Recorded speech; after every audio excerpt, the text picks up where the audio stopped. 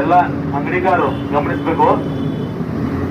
ಕನ್ನಡದಲ್ಲಿ ಕಡ್ಡಾಯವಾಗಿ ತಮ್ಮ ಅಂಗಡಿ ಮುಂಗಡಿಗಳ ನಾಮಫಲಕಗಳು ಕನ್ನಡದಲ್ಲಿ ಇರಬೇಕು.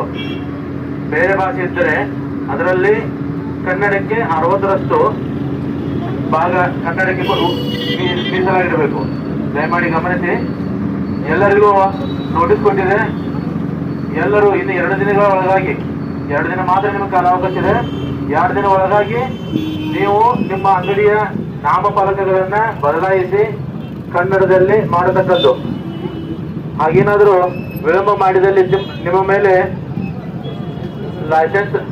ನಮ್ಮ ಲೈಸೆನ್ಸ್ಗಳನ್ನ ರದ್ದು ಮಾಡಲಾಗುವುದು ಹಾಗೂ ಕಾನೂನು ರೀತಿ ಕ್ರಮ ಜರುಗಿಸಲಾಗುವುದು. ಗಮನಿಸಿರಿ. ಅಲ್ಲಿ ನೋಡ್ರಿ, ಪ್ರೀಮಿಯಂ ಕರ್ನಾಟಕದವ್ರು ಮಾಡ್ಯಾರ ನೋಡ್ರಿ, ಆ ಟೈಪ್ ಆಗ್ಬೇಕು. ಕನ್ನಡದಲ್ಲಿ ಮೊದಲಾಗಬೇಕು. ಕನ್ನಡಕ್ಕೆ 60ರಷ್ಟು, ಕನಿಷ್ಠ 60ರಷ್ಟು ಸ್ಥಾನ ಕೊಡಬೇಕು ಬೋರ್ಡ್ನಲ್ಲಿ.